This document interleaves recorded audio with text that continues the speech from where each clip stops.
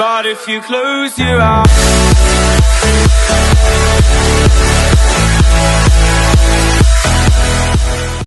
Hey everyone, welcome to my channel. My name is Diana, and today I'll be showing you how I got my ombre into this hot pink.